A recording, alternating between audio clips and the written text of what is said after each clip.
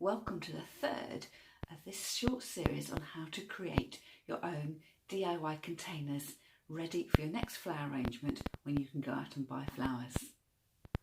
All you need for this project is a slice of wood or an offcut, a few corks and of course some extra items as well.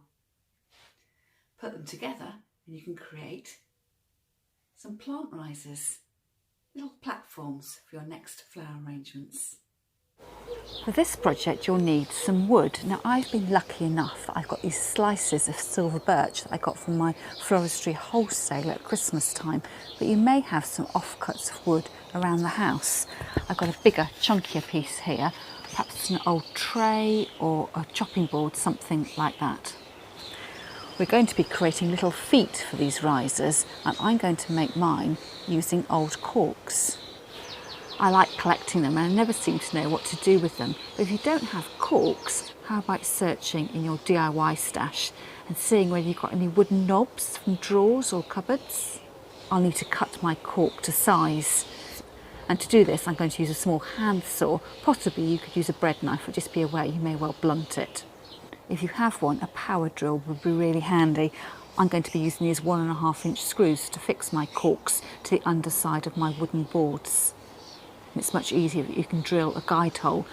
I'll also be using a countersinking bit just so the screw is hidden. If you decide to paint your wooden riser, you'll need some sandpaper to smooth off the edges. I've got a general purpose sandpaper which I wrap around a block of wood. You'll also need some paint. I'm going to use acrylic paint for this.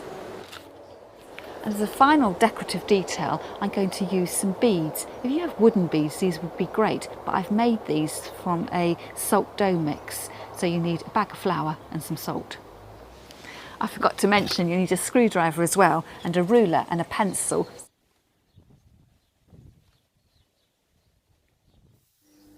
You need to decide how long you want your little feet to be. So you can see me measuring here the length that I want to cut my corks down to, bearing in mind that I'm going to be using a 1.5-inch screw and I don't want that to poke through my block of wood. Here you see me marking with my pencil where I want to cut across the top of the cork. And repeat that for the rest of your feet. On this round disc I'm going to have 3 feet, but on my rectangular block of wood I'm having 4. I'm going to create the holes for my screws first before I trim the corks to size. With the drill bit fitted, drill down centrally and vertically into each of your corks.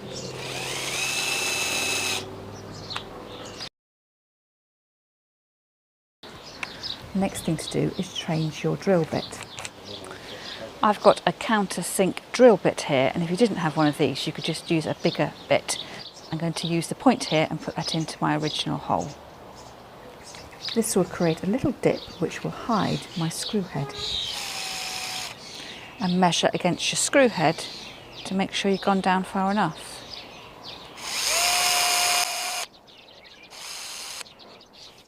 I'm using a little handheld saw for this bit, but if you've got a bread knife and you don't mind using it, you could have a go with that too. So I'm following along the little marked line I've got here. I'm sawing the top end off.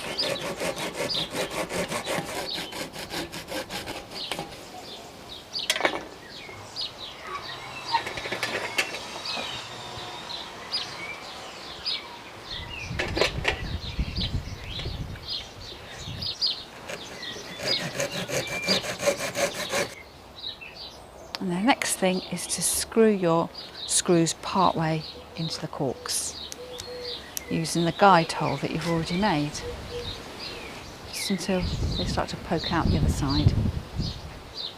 I'm going to mark in 2.5 centimetres so that my cork is just set in a little bit, and I'm going to have 3 legs and marked it 3 times around the edge. And get your drill out again and drill the holes.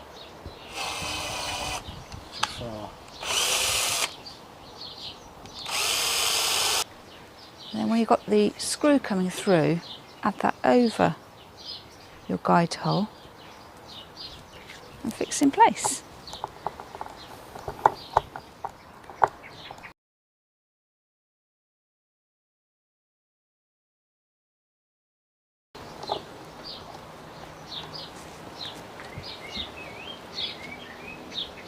there's a finished little riser all ready to decorate.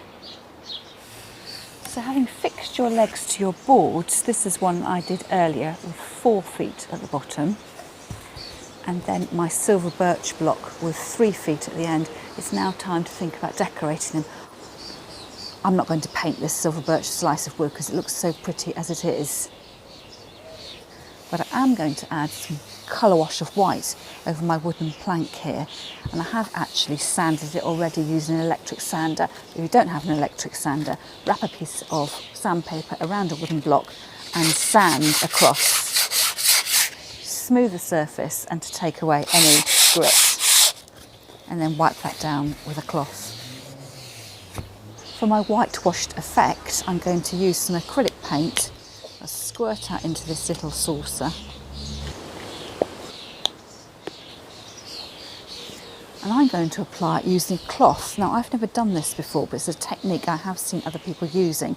I'm going to apply it with a cloth and rub it off so it gives a whitewashed, a lined look rather than being solid white. So here goes.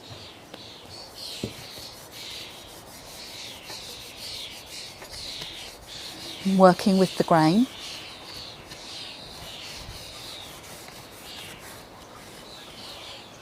Looking good so far.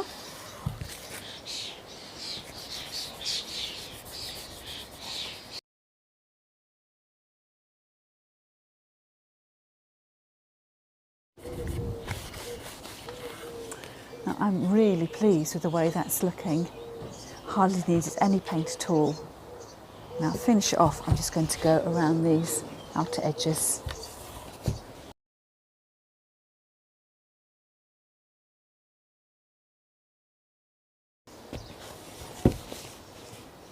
I can't tell you how pleased I am with the finished look, especially it's my first time using this technique. So a lovely bleached wood effect, almost like it's been lime washed. I'm going to let that dry, and then I'm going to come back in with my decorative details. I'm going to decorate my riser with some boho salt dough ball.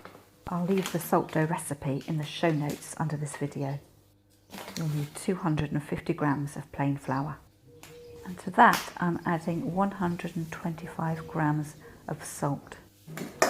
Mix your dry ingredients together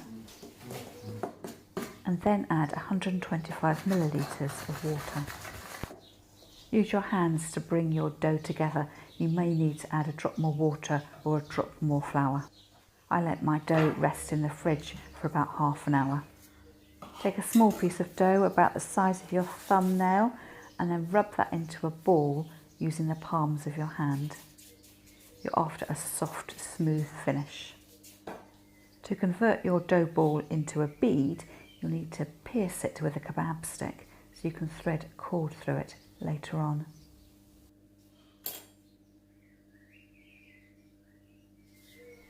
Place your finished beads onto a lined baking sheet and set your oven to the lowest setting and let them cook for 3 hours.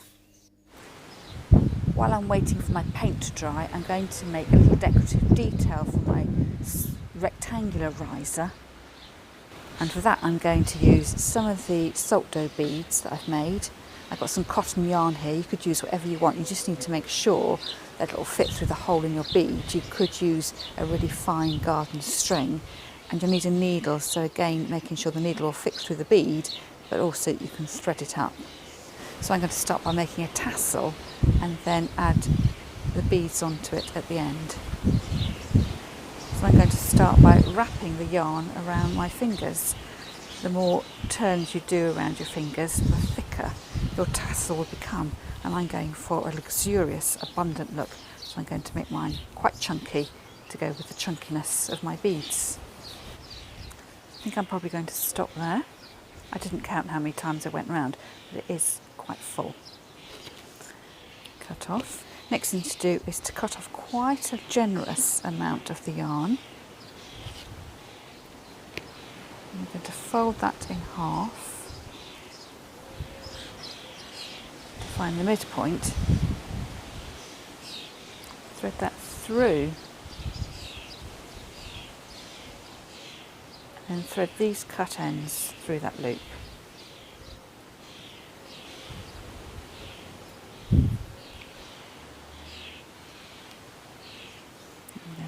knot on there as well, just to make sure it's extra secure.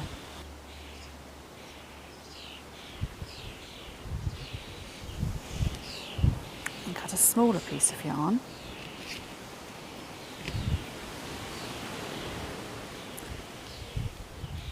I'm going to tie it down about 1 centimetre or 1.5 centimetres down from the top edge to make the ball-like head of the tassel.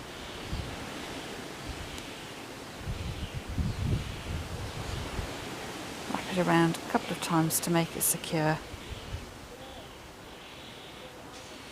and then tie a knot.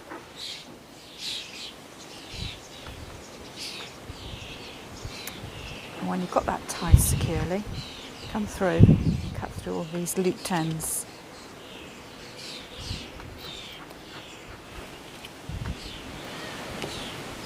And then trim off to create a really square end.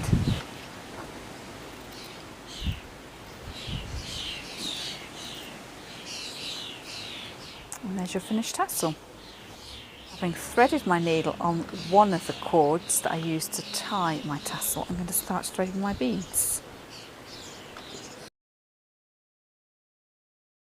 So having strung up my 12 beads, take the needle off the end and thread it on the other length of cord that was attached to your tassel. And start threading from the other side around the edge.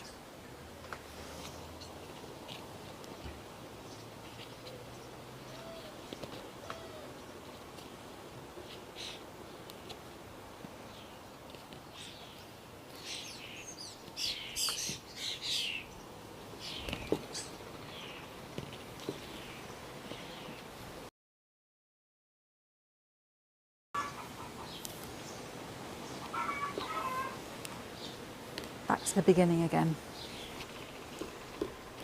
Pull these 2 cords nice and tight, there's no gaps, and tie off.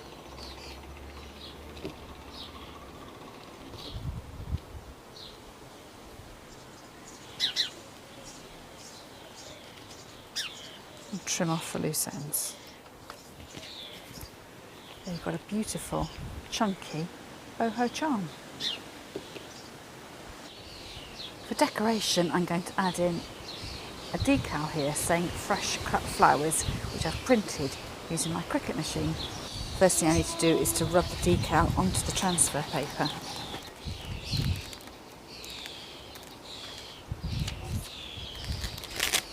And position it in place.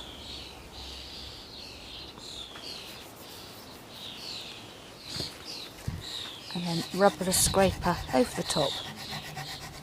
Then peel away the transfer paper, rocking it slightly.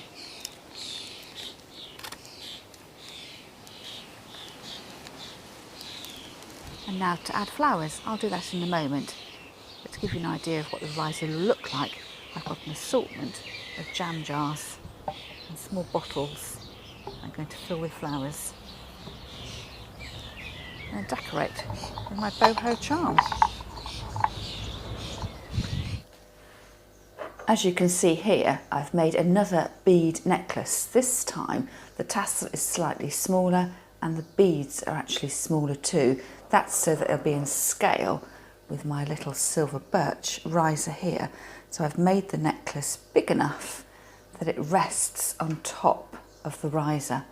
And to make sure it stays there, I'm going to use my hot glue gun to glue underneath each of the individual beads.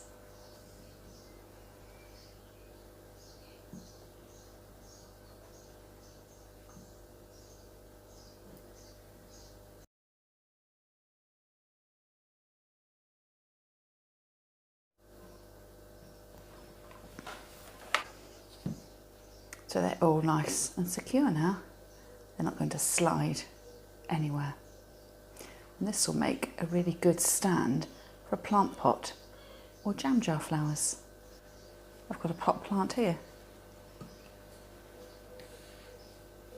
Now you've finished your risers, the next job is to find a flat surface to put them on and start styling them with plants, flowers, jam jars and small bottles. I decided to stack my risers and then added my bottles and jars, filling them up using a funnel, and then taking my flowers, which are mainly white with a few accent colours, placing them throughout the jars until I was happy with how they looked. I've also used the excess beads as a decoration as well. Doesn't that look great? I'm really looking forward to seeing your plant risers and how you decide to decorate them. Don't forget to post a photo into my Facebook group, Flower Start World, or tag me on Instagram at flowerstart with an underscore at the end and use the hashtag flowerstart. That's all from me for now. I'll see you another time.